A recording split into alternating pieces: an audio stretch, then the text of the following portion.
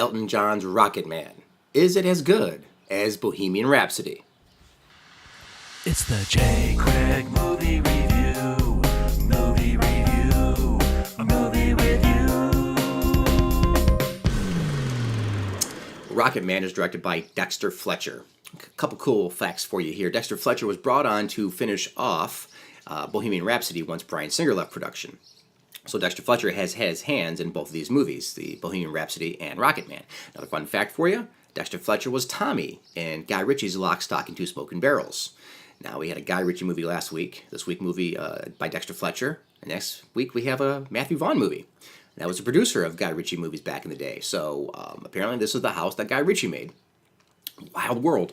Okay, so this movie is Rocketman. It's about Elton John, and it's a music biopic, and it's a little different. But hey, listen, this movie is going to be compared to Bohemian Rhapsody, so let's just get right to that part right now. This movie is nowhere nearly as entertaining as Bohemian Rhapsody.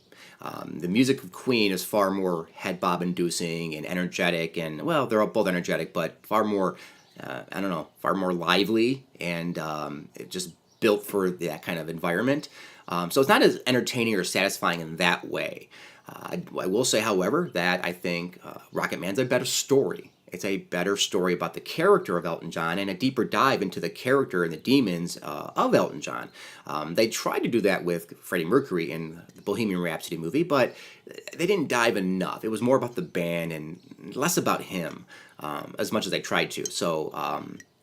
So in that regard, I think Bohemian Rhapsody is a fantastic movie. It's very energetic. It's got a lot of great moments, and it's got those moments where you're watching the songs being created, and it's very awesome. This movie's much, much different. You're not bobbing your head to the music. It's not about the creation of the music. It's about the character, and I really like that because they deep dive. It's more of an honest look because this is produced by Elton John himself. So he was really honest with what his character went through and what himself went through. But Taron Egerton does a great job as Elton John.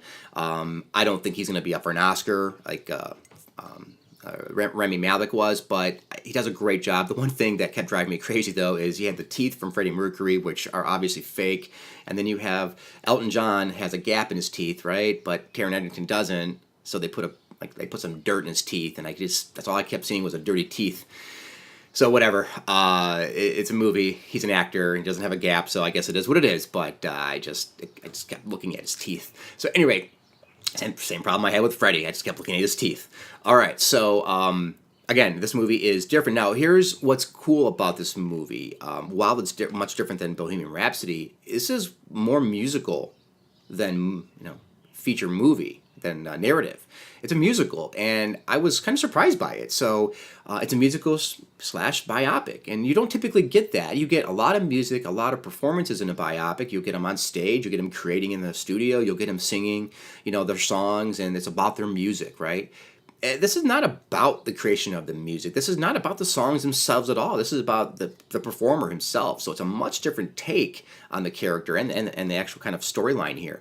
But it really revolves around everyone participating. So as a musical, you have everyone singing and dancing. It's a choreographed number, and it was pretty unique in that regard. So what I also really liked about that blend of musical and regular narrative was he used the songs to help tell a story.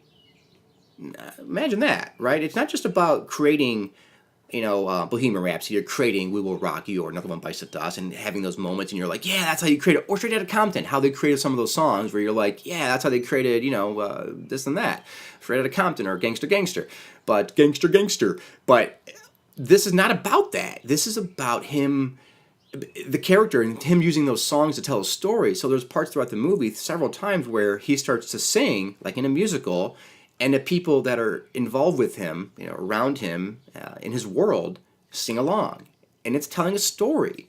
So it's really cool. So there's a lot of great songs of Elton John that you're waiting to hear, right? You're waiting to hear those performances and those moments and have the crowd react and all these cool things.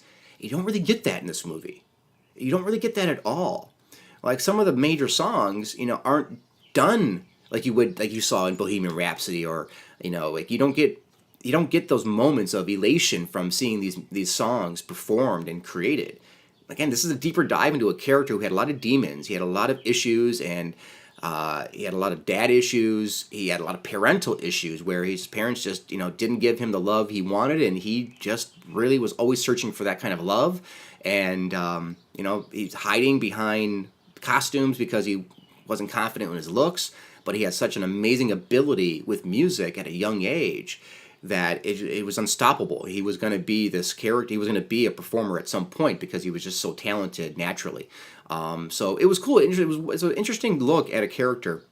But again, just a totally different type of movie compared to Bohemian Rhapsody, which is a good thing because if you remember my review from Bohemian Rhapsody, I really enjoyed it, but I felt lacking in the story department and the deep dive of Freddie Mercury. I really thought they could have done more.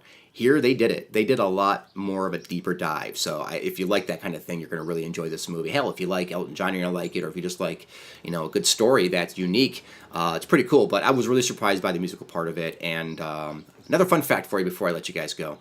Taron Egerton was the gorilla in the movie Sing. It's an animated movie, Sing.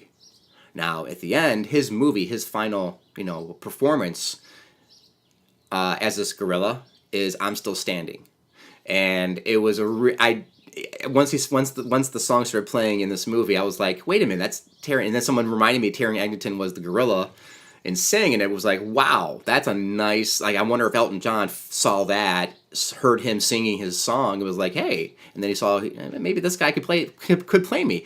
I don't know. That's the way things work sometimes, right? So hey, thanks for listening. Thanks for watching. Don't forget to subscribe, like over here, and follow the J. Craig Podcast. Go see the movie.